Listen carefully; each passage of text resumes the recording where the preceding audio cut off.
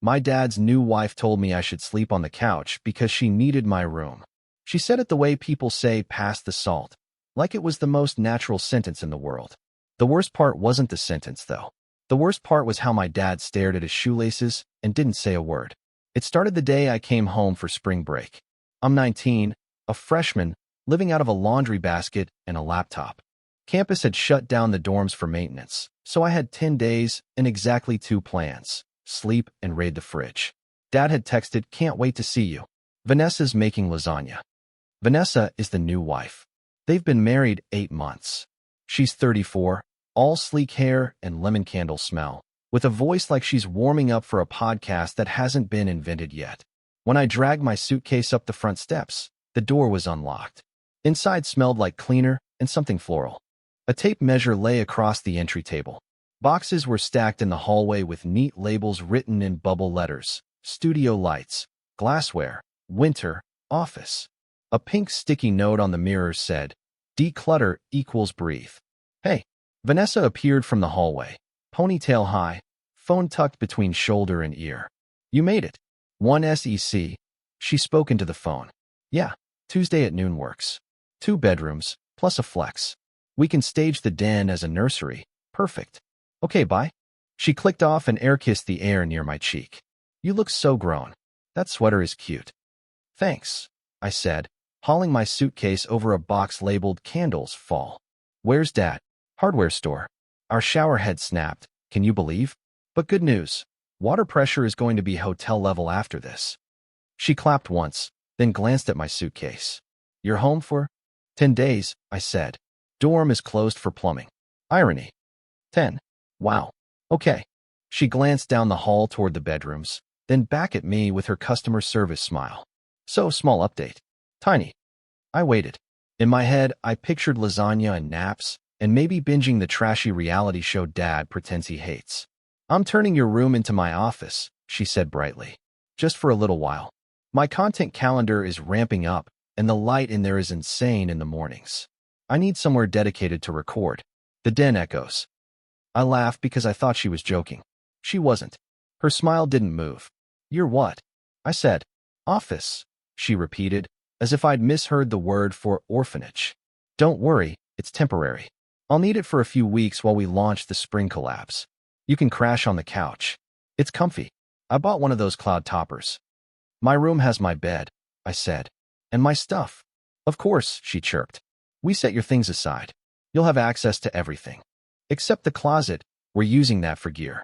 But I made space in the hall cabinet for your clothes. Minimalism is freedom, babe." My suitcase handle creaked in my grip. "Babe."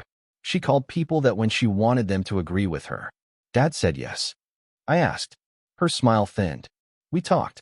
He understands how important this is for my brand right now. It's exciting for the family." I almost said, "Whose family?" Instead, I asked, "What about my sleep?" "You're 19, she said, already stepping toward a box with a box cutter. "You can sleep anywhere. Remember, this is just for a bit. There's lasagna in the oven. Go help yourself." I wheeled my suitcase down the hall anyway. My old door, was open. The posters were down. The photo strip of me and Dad at the county fair, me with braces, him with a sunburn, was gone. My duvet was folded at the foot of the bed, and the mattress was covered with an off-white throw. A ring light stood where my floor lamp used to be. The walls had those stick-on acoustic panels in moss green. On the desk sat a little neon sign that said "Create." There was also a garment rack full of beige sweaters and identical jeans. On the dresser, my mom's dresser, carved with little flowers, sat 3 candles and a stack of books with titles like Atomic Habits and short-form content, Big Impact. My mom's jewelry box, had been moved. I checked the drawers. Empty. Panic rose like heartburn. "Where's my stuff?" I asked, louder than I meant to. "In the garage," Vanessa called back. "Neatly labeled. I ordered vacuum bags for your bedding. We can take your mom's dresser to storage so it doesn't get scratched." "It's fine here," I said automatically, putting a hand on it like it might run away. She appeared in the doorway, all sunshine. "We can't have background clutter on camera. Clean lines convert." "It's not clutter, it's my mother's dresser." Her smile faltered. For a beat, I saw something sharper under it. Then she tilted her head. I understand it has sentimental value. I do. But remember, this house is evolving. We're building something new. It's healthy not to live in the past. I was going to say something not healthy when I heard the front door and my dad's, "Hey," in that sing-song way he uses when he's hoping to set a mood. He came in with a bag of screws and a bouquet of tulips like he couldn't decide which problem he was solving. "There's my college girl," he said, and pulled me into a hug that smelled like hardware store and winter jacket. I hugged back because I missed him, even if I was mad. He pulled away, eyes flicking from me to Vanessa to the ring light. "I see you found the changes." "Office," Vanessa said. "Just for a few weeks." We talked. Dad's eyes landed on the dresser and then my hand on it. He did that thing where his face tried to be two faces. He nodded like a bobblehead. "It's temporary," he said to me. "We're in a crunch. You know how launches are." "I know what a bed is," I said. "And where mine used to be." "Sweetheart," he said gently. "The couch is actually—" "Don't say comfy," I snapped. He ran a hand over his mouth. "Let's not start your break with a fight." "Then don't turn my room into a studio," I said. Vanessa stepped forward, palms up. "Let's meet in the middle, okay? You can have the den. We'll move the futon from the basement, put up the room divider. Cozy, and it's closer to the kitchen." My laugh came out wrong. "Wow, closer to the snacks. What a win." "Hey," Dad said softly. "We're a team. Teams don't bench one player and call it teamwork." "Language," Vanessa said, reflexive as a seatbelt click, and I realized she thought bench was a swear word. Maybe to her it is. Maybe the worst thing in the world is not being on camera. I wheeled my suitcase back to the living room and set it by the couch. The couch is gray and too deep. If you sit back, your feet dangle. Vanessa likes it for vibes. I tried to picture 10 nights on it and pictured neck pain. Dinner was tense. Vanessa plated lasagna in perfect squares and took a photo of the table before we were allowed to touch our forks. Dad asked about classes. I gave monosyllables. Vanessa said, "I love that you're doing communications. Maybe you can shadow me this week." I said, "I have a paper." She said, "Content is writing too." Dad changed the subject to the weather like he was piloting a plane through turbulence. After we ate, Vanessa did dishes while narrating it into her phone. "Dinner with family. Remember, your home tells your story." Dad and I took the garbage out just so we could whisper on the driveway. "I know it's not ideal," he said. "She's got brand deals lined up and—" "She moved my mom's dresser," I said. "She called it clutter." Dad flinched like I'd physically poked him. "We'll put it back," he said quickly. "After the launch. She just gets laser focused. I'm not sleeping on the couch for 2 weeks so she can sell beige sweaters." He rubbed his hand over the back of his neck. "When he gets overwhelmed, he looks like a little boy." "I can set up the futon tonight," he said. "I'll carry it up from the basement." "And my stuff?" "In the garage," he said. "Neatly labeled." "That phrase is going to haunt me," I muttered. Back inside, Vanessa had already set up the ring light and was testing angles in my old room. I stood in the hallway and watched her through the doorway while she bounced on her toes and smiled at nothing. She zoomed in, wiggled her eyebrows, and said, "Comment your favorite spring palette." Then she saw me and turned the phone slightly away. "I'm doing a refresh series," she said. "People love transformations. It'll be good engagement for the house." "This isn't a house," I said. "It's my home." Her eyes flicked to the phone and back. "Exactly," she said, which didn't mean anything. I slept terribly. Every time I shifted, the couch shifted back. The refrigerator hummed like a distant lawn mower. At 2:13 a.m., Vanessa padded through the living room to the kitchen and turned on the kettle. She didn't see me. I watched her pour tea and stare out the back window like a cat. Her reflection looked like she was thinking very hard about being seen. In the morning, the garage door was open. My life was in plastic bins stacked beside the lawn mower. The labels were tidy: books, jeans, misc. My mom's jewelry box sat on top of a bin with a sticky note that said fragile. I lifted the lid to make sure her locket was still in there. It was. I exhaled and then immediately got mad that I had to exhale about that at all. My Aunt Clare, my mom's sister, called mid-morning.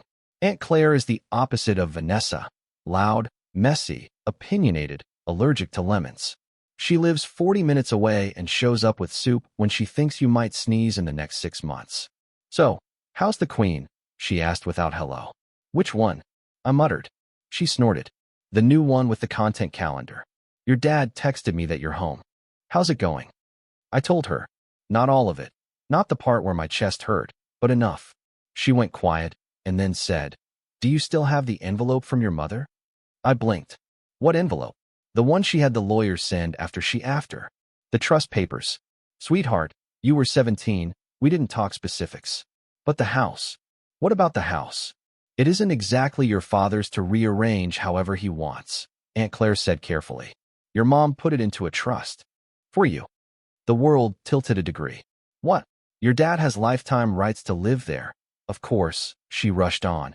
And to make reasonable changes. But major decisions need the trustee's consent. I'm the trustee until you turn 21. I stared at the garage like it had grown teeth. So he can't just hand my room over? It's not about rooms, she said, voice low. It's about respect. You shouldn't be on a couch in your own home. Do you want me to come over? I pictured Aunt Claire rolling up with her hatchback and rescue dog energy, marching into the house with her big bag and bigger opinions. I wanted that, and also didn't want the explosion. Maybe not yet, I said. Let me try talking to him. All right, she said. But call me if she so much as says the word declutter at the dresser again. I hung up and found Dad in the backyard, fighting with the grill cover. The sky was the pale white blue of early spring. He looked relieved when he saw me, like I might be a peace treaty. Hey, he said. Want pancakes? I can. Did Mom put the house in a trust? I asked. He froze. The grill cover puffed in the wind. Claire called you. Yes, I said. She said you can't make big changes without her okay. He rubbed his jaw. We're not making big changes. You moved my stuff to the garage. Temporarily. You moved Mom's dresser. He closed his eyes. We were going to put it back. After the launch, I said. He opened his eyes and tried to smile. You sound like me when I say I'll fix the gutter after the season. This isn't a gutter, I said. This is my room. He sat on the step and patted the spot beside him. I didn't sit. He sighed. I love you, he said. I love Vanessa. I am trying to keep this house standing with all of us in it. Sometimes that means asking you to be flexible. Flexible is moving a lamp, I said. Flexible is not sleeping in the room I've slept in since I was 4, because your wife needs a better backdrop for her hauls. She's not just doing hauls, he said reflexively, because he repeats whatever she says. She's building a business. So am I. It's called getting a degree. He rubbed his forehead. Wheel. The doorbell rang. Vanessa's voice floated down the hall. He's here. Dad and I looked at each other. Who's here? I asked. Vanessa swept into the living room like a hostess in an ad, smoothing her sweater. She glanced at my suitcase by the couch, then at the ring light in my old room, then back at me with that identical smile. Our tenant, she said, like she was announcing a cake. I told you this was temporary. We're doing something even better, monetizing the spare space. Passive income. He starts today. Don't worry, he's very clean. You can totally still use the den. I felt something in my chest go very, very quiet. Tenant. I repeated, but my voice sounded like it belonged to someone underwater. Dad's mouth opened and closed. Vanessa.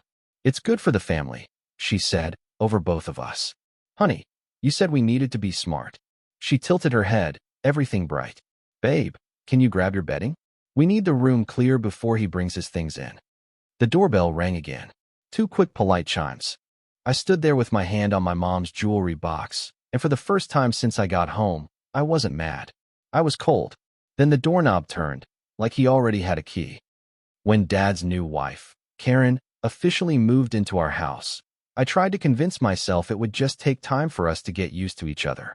I was 17, almost 18, and the last thing I wanted was constant drama at home. But Karen seemed determined to test my patience from the start. The first week she was here, she walked into my room without knocking, looked around at the posters on my wall, and wrinkled her nose like she had just stepped into a trash can. This room is way too big for a teenager, she said with a smile that didn't feel like a smile at all. Don't you think it makes more sense if I take this one? After all, I'll be your dad's wife soon. You can move into the guest room or the couch. I laughed at first, thinking she was joking, but she didn't laugh back. She just tilted her head and looked at me with that same smug expression. You don't mind, do you? Of course I minded. This was the room I grew up in, the room with all my stuff, the one place in the house that felt like mine. I told her no, I wasn't giving it up. She didn't say anything, but she didn't need to. The glare she gave me promised that this was far from over. From then on, she made it her mission to make me feel like an intruder in my own home. She complained about the way I left my shoes by the door, about the food I ate, about how much noise I made when I laughed on the phone with friends. Every little thing became a reason for her to criticize me. Dad tried to play peacemaker, telling me to just be patient and reminding me that Karen was adjusting. But it didn't feel like she was adjusting at all.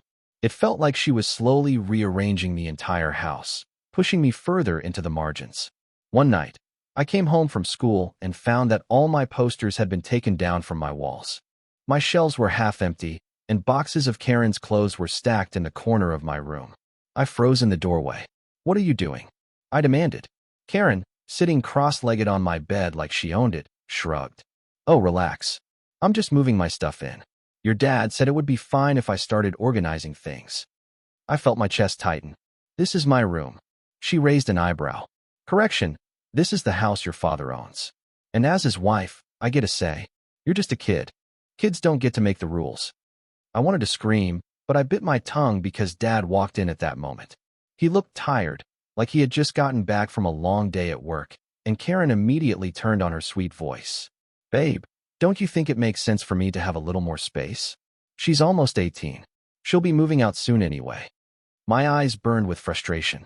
I looked at Dad, silently begging him to defend me. But instead, he sighed and rubbed the back of his neck.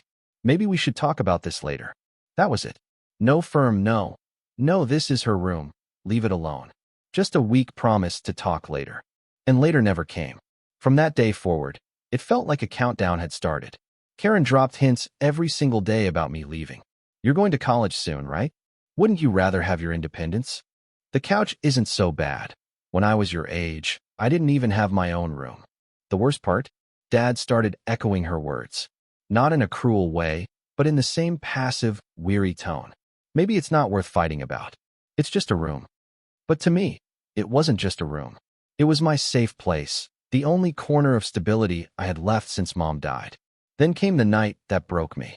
I got home late from a school event, and when I opened the front door, my heart dropped. All my clothes were in garbage bags by the staircase.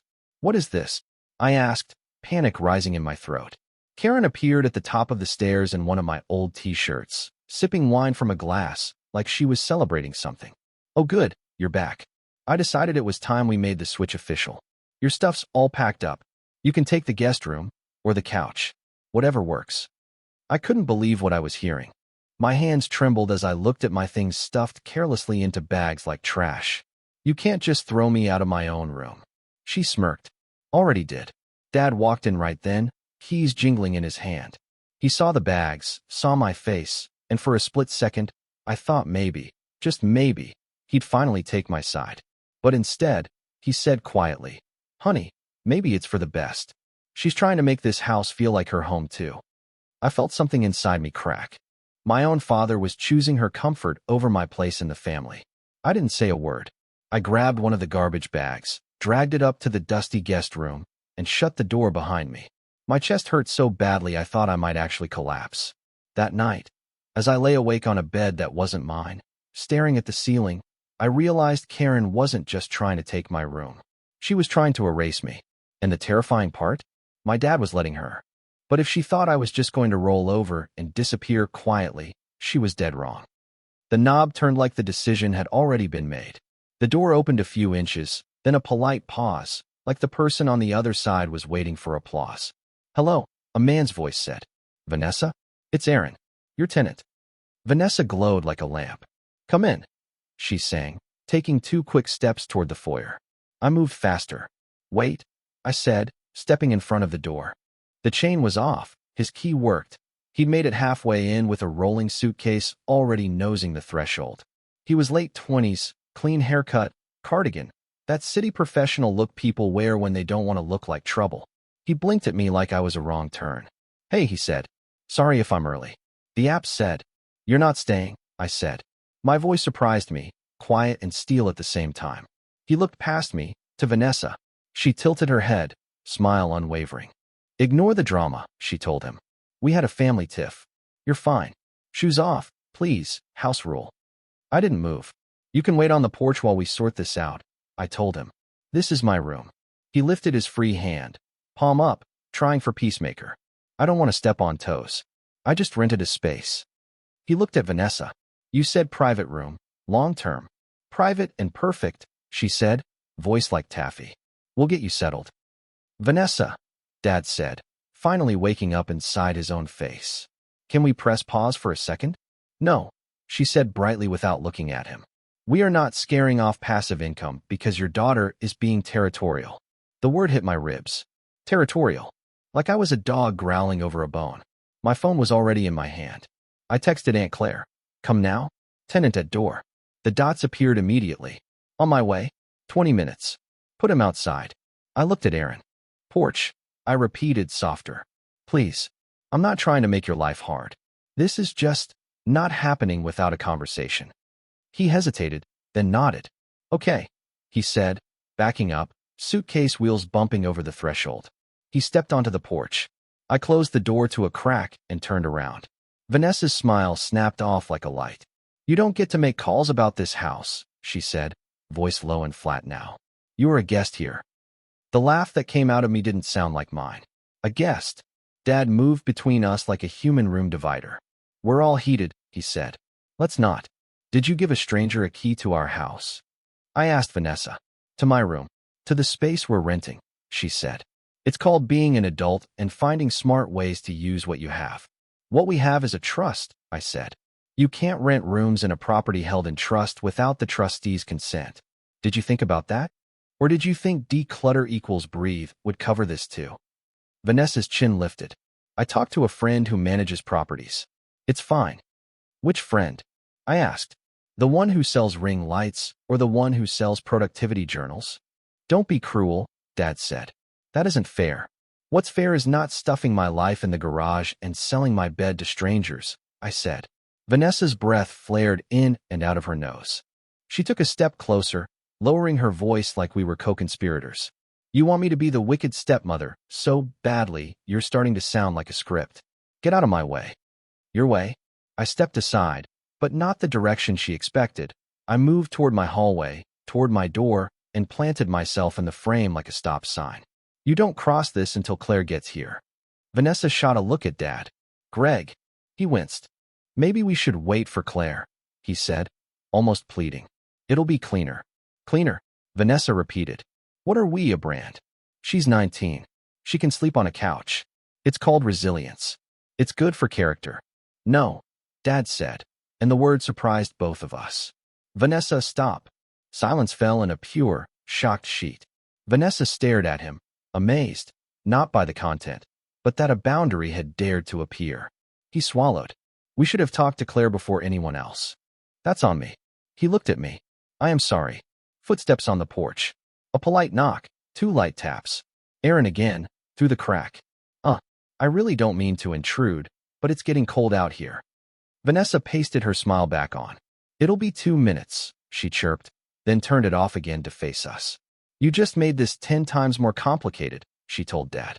I know, he said, and even if the words meant failure, his voice sounded a little like relief. While we waited, I opened the hall closet Vanessa had made space in. A single shelf. An empty bar where my coats used to hang. Down in the garage, boxes shaped my life into tidy rectangles. I took my mother's jewelry box off the bin and carried it into the living room. Vanessa watched the move like a cat watches a glass near the edge of a table. What are you doing? She asked. Putting back what belongs in this house, I said, and set the box on the corner of the mantel where my mom used to keep the season's first postcard. I opened the lid, checked the locket again, felt the stupid relief again. On impulse, I took the photo strip of me and Dad out of my wallet and propped it beside the box. The hallway seemed to breathe. Vanessa's phone chimed. She glanced at it, and her face softened automatically. My agent, she said, half to herself, and tapped. I could see enough to catch a preview. Tuesday at noon confirmed. 2-bedroom plus flex. Den staged as nursery ***. The plan I'd heard the first day I walked in. The one where my home was a set. Who are you showing this house to? I asked.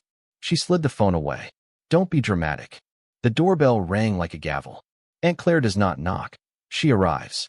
She swept in with a wind of cold and peppermint, eyes taking in Aaron on the porch, Vanessa's ring light glow, my suitcase by the couch, my hand on the jewelry box.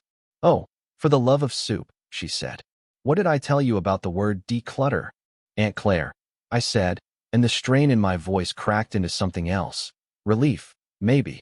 She hugged me so hard I squeaked, then planted herself between Vanessa and my hallway like a riot shield with a good haircut. "Claire," Dad said, guilt and gratitude in one syllable. "Hi, Greg," she said, eyes softening briefly. "We'll drink something later so I don't yell." Then she turned to Vanessa with a smile as sharp as a lemon seed. "Vanessa, darling, we need to talk about the law." Vanessa smiled back with her corporate kind. "Claire, of course. We're all family." "No, we are not," Claire said pleasantly. "You married my brother-in-law. That makes you present. The trust makes me relevant."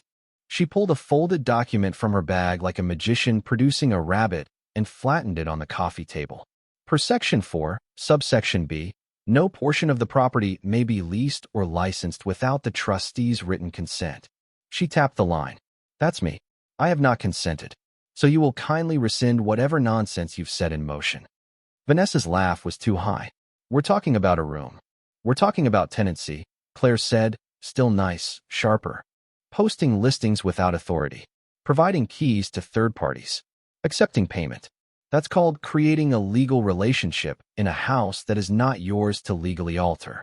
It's adorable that you have a content calendar, but contracts beat captions." On the porch, Aaron cleared his throat. "Should I go?" Claire beamed at him like he was a neighbor returning a casserole dish. "Sweetheart, I am so sorry the adults misled you. You'll get a full refund. Vanessa will handle it while I watch." "My refund is through the platform," he said carefully. "There's a cancellation policy. And there's a my listing violated property law policy too," Claire said. "It ends with you getting your money and me posting a very polite, very boring letter on lawyer letterhead. Do you enjoy boredom?" "I do. It gets things done." Aaron looked at me. I nodded. He exhaled, then nodded back. "Okay, I'll find a motel tonight." He checked the key in his hand like it had turned radioactive, then placed it on the console table inside, very slowly, and backed away. "Good luck," he said, and meant it. When the door clicked shut, Vanessa turned on Claire like a spotlight. "You are overstepping." "By definition," Claire said. "I am stepping where the document tells me to step." She handed Vanessa a paper like it was a party favor. "This is a notice of invalidation for any unauthorized tenancy agreements. You will email your agent and any platform you used. Today, you will also send them this sentence. I did not have authority to offer the space and am withdrawing the listing. You will copy Greg and me." Vanessa stared at the paper like it had insulted her sweater. "You can't control our home because your sister died." Everything in the room stopped. The refrigerator hummed, and even that seemed to hear itself and quiet. Claire's face didn't change. "I'm controlling a legal instrument your husband and my sister designed together," she said. "Because they wanted this house to remain a home. Not a set. Not a hotel. Not an ATM." Vanessa's eyes glittered. "This is about your grief. This is about my niece sleeping on a couch while you rehearse optimization strategies in her bedroom." Claire said, perfectly calm. "We can call it grief if you like. I call it guardianship." Dad finally sat down, like his knees had run out of permission to stand. He looked at Vanessa. "We're done with the tenant," he said. "Cancel it." Something in her expression flickered. Shock, then hurt, then calculation, flicker flicker, like a bad bulb. "You told me we needed a plan," she said. "You told me we were stretched. That I should help." "I told you we needed to be careful," he said. "Not cavalier." She laughed once, thin, shredding. "Careful? You mean quiet. You mean don't make waves. You mean keep her comfortable so she doesn't get mad." She jerked her chin toward me. "She doesn't even live here full time." "I live here enough," I said. "And when I don't, this house still remembers me." Vanessa's mouth tightened. "Well, I hope the house remembers mortgage payments too." Claire set her bag down with a thunk that sounded like a gavel. "Great point," she said. "Let's talk money. If we need to restructure some obligations, we will. We can adjust distributions from the trust's secondary account for necessary repairs and taxes." Vanessa blinked. "Secondary what?" Dad rubbed his temples.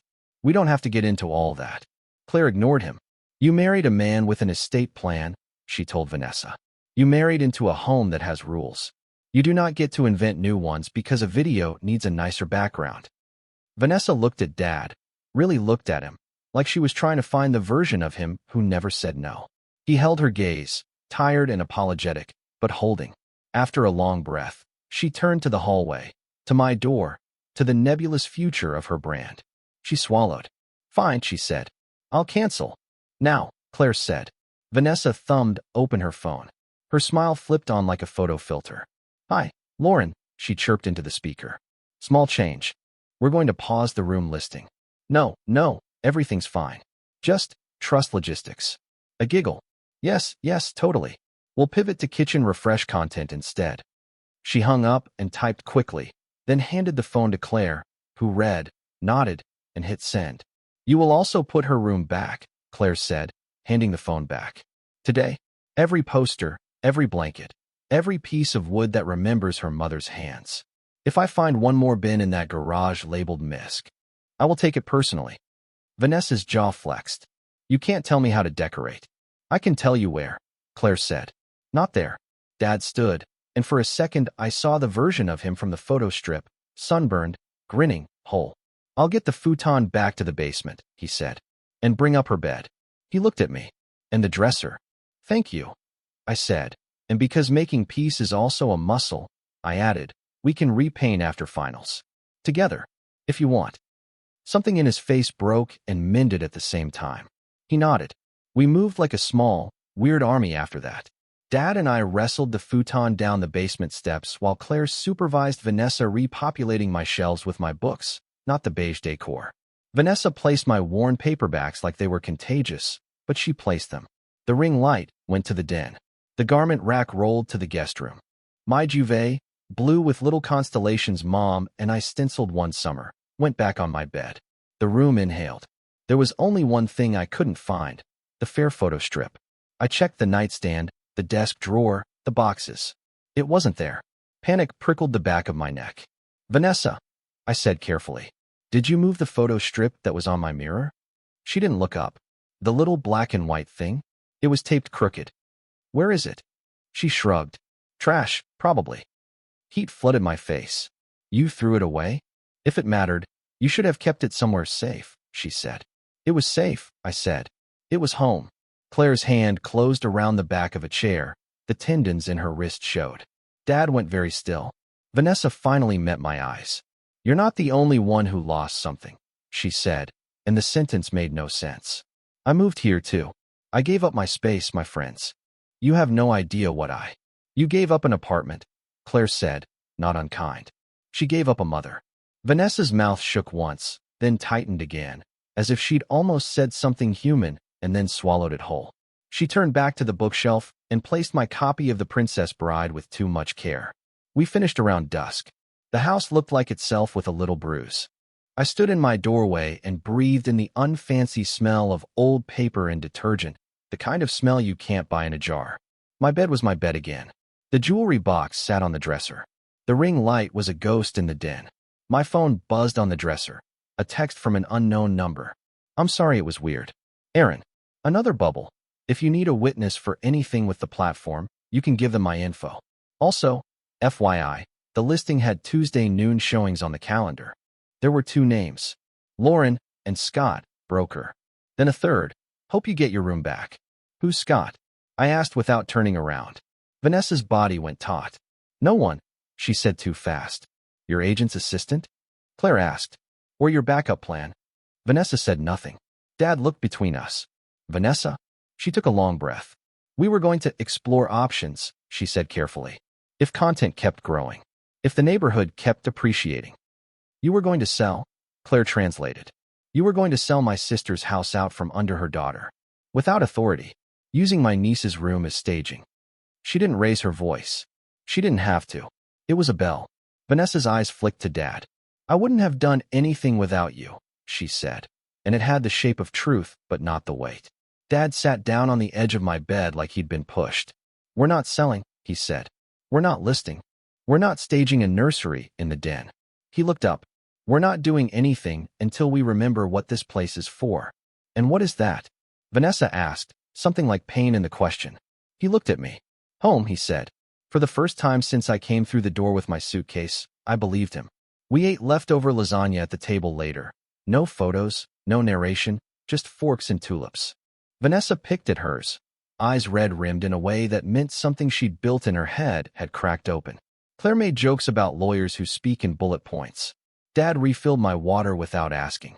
After dinner, I went to my room and shut the door. The house sounded like it did when I was little. The faraway TV, the hum of the fridge, the murmur of adult voices that meant there were walls between me and the weather.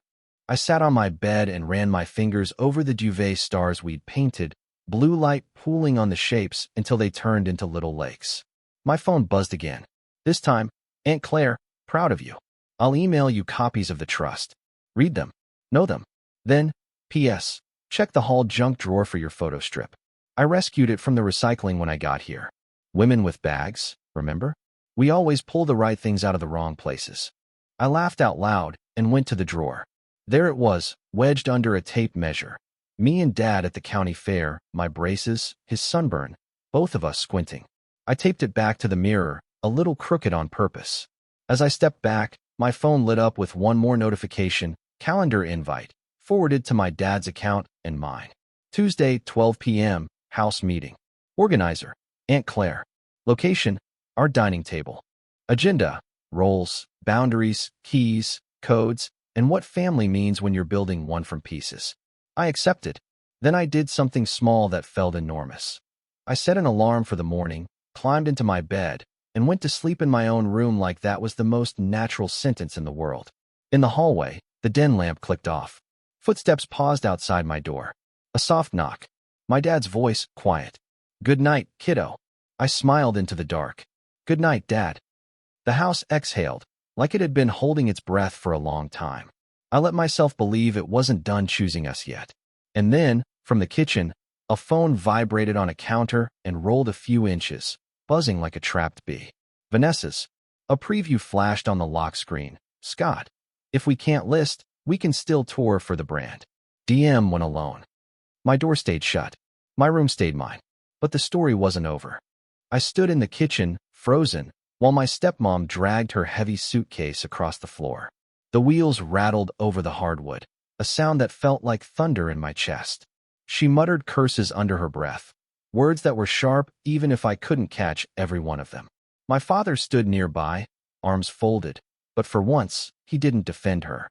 His face was pale, his eyes tired, but they were finally clear. He wasn't clouded by her manipulation anymore. Son, he said quietly, almost like he was ashamed of himself. I should have listened to you sooner. The words hit me harder than I expected. I'd dreamed of hearing them, but now that they were here, they didn't feel like a victory. My room was mine again, sure. The couch downstairs would no longer be my bed. But the pain she caused, the humiliation of being cast aside in my own home, the way she turned my father against me, those wounds weren't going to heal just because she walked out the door. She stopped at the doorway and turned, her lips curling into that same bitter smile she had worn since the day she moved in. Don't think this is over, she spat. You'll regret this. Then she yanked the door open and slammed it shut, so hard the walls shook. Silence fell over the house, except for the soft ringing in my ears. I turned to my dad, searching his face for something, remorse, love, anything. He looked broken, his shoulders slumped, his hand rubbing the back of his neck. For a moment, I almost felt bad for him. He had been blind, manipulated, dragged into her web. But then I remembered the nights I spent on the couch while my bed sat empty, the times he told me to just respect her rules, the moments he looked away when I begged him to hear me out. Do you even realize what you let happen to me? I asked, my voice trembling with anger. He sighed heavily, his eyes glistening. I know, and I don't expect you to forgive me. Not right now. Maybe not ever. The silence stretched between us. I could hear the faint hum of the refrigerator, the ticking of the clock on the wall, every sound magnified by the emptiness in the room. I didn't know what to say. Part of me wanted to scream, to throw every hurtful memory in his face. But another part of me was just tired. I finally walked past him, heading upstairs to my room. My room. I pushed the door open and stepped inside. Everything looked the same. The bed neatly made, the posters still on the wall, the desk where I used to do homework. But it felt different. It felt tainted. like the space itself had absorbed the ugliness of what happened. I sat on the edge of the bed, running my hands over the comforter. It was mine again, but it didn't feel like a victory. Not yet. A knock came at the doorframe. Dad was standing there, hesitant, almost like he wasn't sure if he was allowed in. "Can I sit?" he asked. I shrugged. "It's your house." He stepped in, slowly, like a man entering a church, and lowered himself into the chair by my desk. For a long time, he said nothing. Then, finally, he spoke. "She fooled me," he admitted, his voice cracking. "She made me believe you were selfish.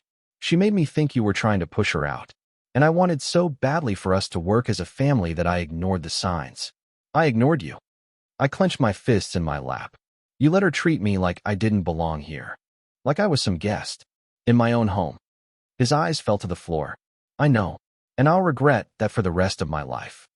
For the first time in weeks, I saw something in his face that looked like the man I used to know before she came into our lives. But could I trust it? Could I let myself believe that he was really on my side now? Or was this just another moment that would crumble if she ever came back? I lay back on my bed, staring at the ceiling. Memories flooded me. The nights of pretending I was fine on the couch, the mornings of waking up sore and cold, the whispers I overheard when she told him I was a burden. And then her final words echoed in my head. Asterisk, "Don't think this is over. You'll regret this." Asterisk. What did she mean by that? Was it just bitterness or a threat? Would she try to come back? Try to turn my dad against me again? Or worse, try to ruin us from the outside? The uncertainty gnawed at me. My room felt safer than it had in weeks, but still, I couldn't shake the unease. It was like a shadow clinging to me, whispering that the battle wasn't truly over. I closed my eyes, listening to the house. It was quiet, almost peaceful, but peace felt fragile, like glass that could shatter with one wrong move. Dad stood up slowly. "I'll let you rest," he said. He paused at the doorway. "But, son, I promise you this. I'll never let anyone push you out of this house again. Not ever." The sincerity in his voice caught me off guard. I wanted to believe him. Maybe I even did. But the hurt was still too raw. So I just nodded, not trusting myself to speak.